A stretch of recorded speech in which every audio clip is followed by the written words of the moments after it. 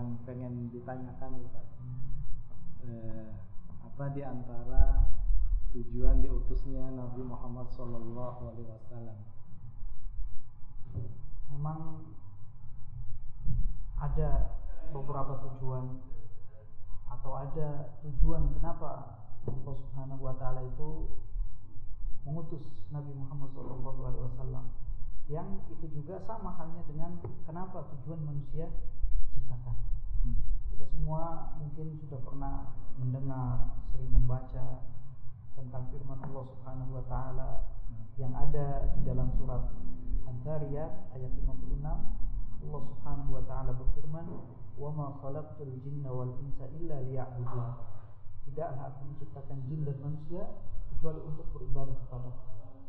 Demikian pula Allah Subhanahu wa taala menurunkan kitabnya, menurunkan Al-Qur'an, mengutus nabinya, yaitu untuk supaya manusia beribadah kepada Allah Subhanahu wa taala, bukan menyembah kepada selain Allah taala. Atau dengan kata lain yaitu untuk menegakkan tauhid di muka bumi. Namun ada juga tujuan lain yang sebagaimana Nabi sallallahu alaihi wasallam bersabda, "Innama bu'itsu liutammima shalihal akhlaq." Misalnya aku diutus untuk menyempurnakan akhlak yang baik. Jadi ada beberapa tujuan, dan di antara tujuannya tadi telah disebutkan, dan yang tidak boleh dilupakan juga bahwasanya Nabi itu diutus untuk menyempurnakan akhlak yang baik. Karena memang sebelumnya sudah ada akhlak-akhlak yang mulia, akhlak yang baik, dan Nabi diutus oleh Allah Subhanahu wa taala juga dalam rangka untuk menyempurnakan akhlak yang baik. Itu merupakan tujuan yang mulia yang dengannya Allah Subhanahu wa taala mengutus nabinya, yaitu Nabi Muhammad sallallahu alaihi wasallam.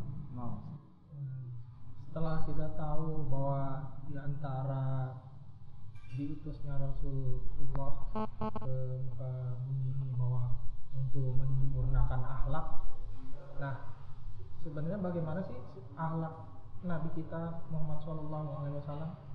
Ini merupakan pertanyaan yang sangat bagus, karena kita harus mengenal Nabi kita. Kita harus mengetahui bagaimana akhlak Nabi sallallahu alaihi wasallam.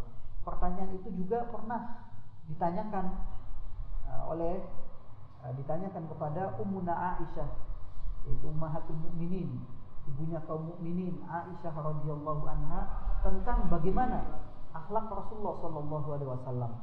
Di dalam hadis orang tadi mengatakan, "Kaifa kana akhlaqun Nabi sallallahu alaihi wasallam?" Bagaimana akhlaknya Nabi sallallahu alaihi wasallam? Dan Ummuna Aisyah tidak lebih mengatakan 3 kalimat atau 3 kata. Ummuna Aisyah radhiyallahu anha mengatakan, "Kana khuluquhul Qur'an."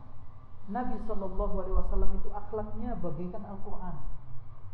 Apa yang ada di dalam Al-Qur'an direalisasikan oleh Nabi sallallahu alaihi wasallam dalam kehidupannya. Dan tentang akhlak Nabi sallallahu alaihi wasallam yang diibaratkan bagai Al-Qur'an, yang Al-Qur'an juga banyak memerintahkan kita untuk berakhlak baik. Dan Nabi sallallahu alaihi wasallam sangat baik akhlaknya. Dan itu merupakan salah satu pujian dari istri-istri Nabi sallallahu alaihi wasallam. Bisa kita bayangkan, terkadang orang punya istri lebih dari satu. Biasanya antara satu istri dengan yang lainnya ada timbul konflik ataupun permasalahan, yang kemudian kadang tidak sedikit menjelek-jelekan suaminya. Tapi dalam hal ini perwakilan dari istri-istri Nabi sallallahu alaihi wasallam memuji tentang bagaimana akhlak Rasulullah sallallahu alaihi wasallam bermuamalah kepada keluarganya, yang Nabi sallallahu alaihi wasallam begitu baik kepada keluarganya. Selain itu, Rasulullah sallallahu alaihi wasallam juga dipuji oleh para sahabatnya. Para sahabat Nabi banyak yang memuji akhlak Nabi. Bahkan salah satu sahabatnya yaitu yang bernama sahabat Anas bin Malik radhiyallahu an, semenjak umurnya 10 tahun itu dibawa oleh ibunya.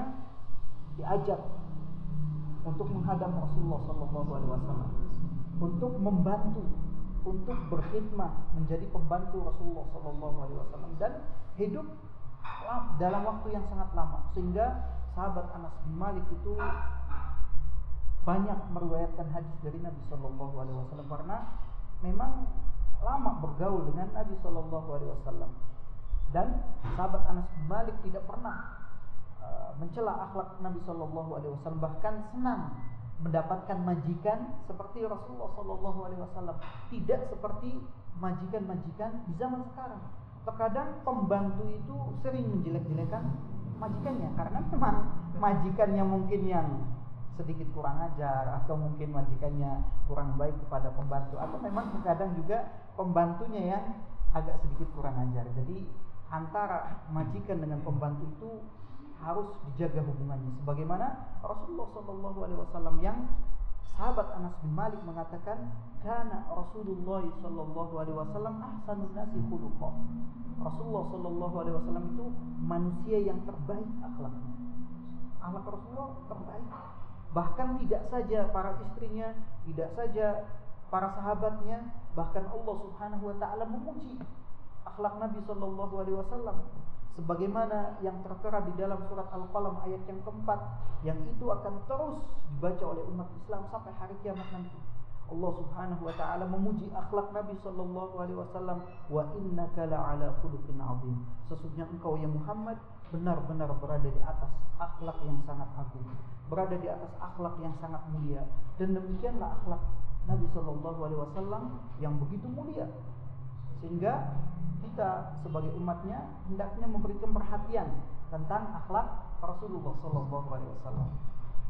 Subhanallah, begitu mulianya akhlak Rasulullah Shallallahu Alaihi Wasallam. Seperti itulah akhlak Rasulullah. Bagaimana Ustaz, kita sebagai umatnya ini, apakah kita diperintahkan untuk berakhlak mulia seperti Rasulullah Shallallahu Alaihi Wasallam? Ya, memang benar. Itu yang dicontohkan oleh Rasulullah SAW. Dan kewajiban kita sebagai umat Islam, umat Nabi Muhammad SAW itu punya kewajiban untuk mengikuti akhlak Nabi SAW. Karena Allah Subhanahu Wa Taala di dalam surat Al-Ahzab berfirman, surat Al-Ahzab ayat yang 21, laqad kana lakum fi Rasulillahi uswatun hasanah. Sungguh telah ada bagi kalian pada diri Rasulullah Sallallahu Alaihi Wasallam suri tauladan yang baik.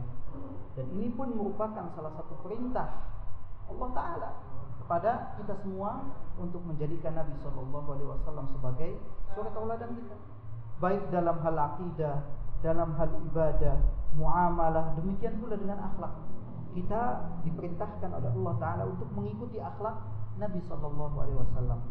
Selain itu, Rasulullah Shallallahu Alaihi Wasallam juga di dalam hadis yang diriwayatkan oleh Imam Tirmidzi bersabda, ittaqillaha haitsu ma kunt wa atbi'is sayyi'atal hasanata tamhuha wa khaliqin nasa bi khuluqin hasanin. Bertakwalah engkau kepada Allah dimanapun kau berada. Kita ada di kantor, kita ada di rumah, kita ada di jalan, diperintahkan untuk selalu bertakwa kepada Allah. Wa atbi'is sayyi'atal hasanata tamhuha, dan iringi perbuatan yang buruk dengan perbuatan yang baik, yang kita harapkan perbuatan baik itu bisa menghapus dosa-dosa atau kesalahan yang kita kerjakan. Wa khaliqin nasa bi khuluqin hasanin, dan pergaulilah manusia, berakhlaklah kepada manusia bi khuluqin hasanin, dengan akhlak yang baik. Ini merupakan salah satu perintah Nabi Shallallahu Alaihi Wasallam kepada kita sebagai umatnya untuk berakhlak baik, dan dalam rangka meniru akhlak Nabi Shallallahu Alaihi Wasallam yang mulia. Jadi memang kita diperintahkan untuk berakhlak baik. Nah, keutamaan apa atau pahala apa sih yang didapat dengan kita berakhlak dengan yang baik atau berakhlak mulia itu, Ustaz? Kalau kita melihat dari hadis yang tadi telah disampaikan, yaitu hadis yang diriwayatkan oleh Imam Tirmidzi, bahkan Imam Tirmidzi mengatakan hadis hasan sahih, yaitu tentang perintah Nabi Shallallahu Alaihi Wasallam kepada kita untuk bertakwa kepada Allah, untuk mengiringi perbuatan yang buruk dengan perbuatan yang baik, kemudian perintah untuk berakhlak agar berakhlak kepada manusia dengan akhlak yang baik. Kalau kita cermati di dalam hadis yang mulia ini, perintah awal yaitu untuk bertakwa kepada Allah, kemudian diakhiri dengan perintah untuk berakhlak baik. Perintah awal untuk bertakwa dan diakhiri dengan perintah berakhlak baik. Karena memang dua hal ini merupakan sesuatu yang paling banyak memasukkan manusia ke dalam surga. Suatu ketika Rasulullah SAW pernah ditanya tentang apa yang paling banyak memasukkan manusia ke dalam surga. Su'ila Rasulullah SAW an aktsari ma yudkhilun nasal jannah. Rasulullah SAW ditanya tentang sesuatu yang paling banyak memasukkan manusia ke dalam surga. Apa jawaban Rasulullah SAW? Rasulullah SAW menjawab, taqwallah wa husnul khuluq. Bertakwa kepada Allah dan berakhlak baik. Jadi dua hal ini, takwa kepada Allah dan berakhlak baik, adalah sesuatu yang paling banyak memasukkan manusia ke dalam surga. Ini balasan bagi orang-orang yang berakhlak baik. Selain itu ada pahala yang lain, ada balasan yang lain yang akan diberikan oleh Allah Ta'ala. Yang diantaranya akhlak yang baik itu dapat memberatkan timbangan seorang hamba pada hari kiamat nanti. Kalau kita memiliki akhlak yang baik, kita harapkan dengan akhlak yang baik ini bisa menjadi pemberat timbangan kita pada hari kiamat nanti. Rasulullah SAW bersabda, "Ma min syai'in athqalu fi mizanil abdi yaumal qiyamah min husnil khuluqi." Tidak ada sesuatu yang dapat memberatkan timbangan seorang hamba pada hari kiamat nanti daripada akhlak yang baik. Jadi bisa memberatkan timbangan kita pada akhlak yang baik. Itu dua. Kemudian yang ketiga, akhlak yang baik itu merupakan salah satu hal yang bisa menjadikan jaminan dari Rasulullah SAW bagi seseorang untuk mendapatkan tempat rumah di tempat yang di surga yang paling tinggi nanti. Rasulullah SAW bersabda, "Ana za'imun bi baitin fi a'lal jannah liman hasuna khuluquh." Ana za'imun bi baitin fi a'lal jannah. Aku akan menjamin dengan sebuah rumah di tempat yang paling tinggi di surga nanti bagi siapa? Liman hasuna khuluquh. Bagi orang yang baik akhlaknya, mau memperbaiki akhlaknya.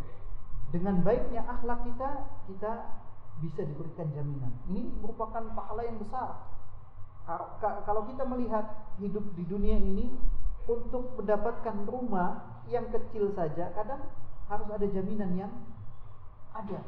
Harus pinjam sana, pinjam sini, jaminan rumah, sawah, tanah, surat-surat yang berharga dan juga yang lainnya. Ini kita akan dapat jaminan dari Rasulullah SAW, yaitu dengan sebuah rumah di tempat yang surga yang paling tinggi. Ini merupakan pahala yang besar. Selain itu juga orang yang berakhlak baik itu dia akan mendapatkan derajat orang yang selalu berpuasa sunnah dan juga selalu melaksanakan salat malam. Aisyah radhiyallahu anha pernah mengatakan, innal mu'mina la yudriku bi husni khuluqihi darajati sha'imil qa'im. Sesungguhnya orang mukmin dengan baik akhlaknya, dengan kebaikan akhlaknya, dia akan bisa mendapatkan derajat orang yang selalu berpuasa sunnah dan selalu salat malam. Subhanallah. Kalau kita bayangkan, kalau tiap hari suruh puasa sunnah mungkin berat karena badan akan lemas, dan tiap malam kita sholat malam, mungkin menghabiskan setiap malamnya sholat. Dengan memperbaiki akhlak kita, dengan akhlak kita yang baik, kita bisa mendapatkan derajat itu. Ini merupakan balasan-balasan bagi orang-orang yang berakhlak baik. Oleh karena itu hendaknya kita selalu berusaha agar selalu memperbaiki akhlak kita. Jadi mungkin kita tadi udah mendengarkan penjelasan Ustadz mengenai akhlak yang baik. Gimana sih Ustadz, contoh yang konkret yang mudah mengenai akhlak yang baik itu seperti apa? Sebetulnya dalam hal masalah contoh konkret akhlak yang baik itu seperti apa, sangat banyak contoh-contohnya. Seperti halnya orang yang berlemah lembut kepada orang lain, yang santun kepada orang tuanya, berbakti kepada orang tuanya, dia juga pemberani dalam hal kebenaran. Dan ada sesuatu yang sangat mudah, murah, dan biasanya orang senang, yaitu tersenyum kepada sesama muslim.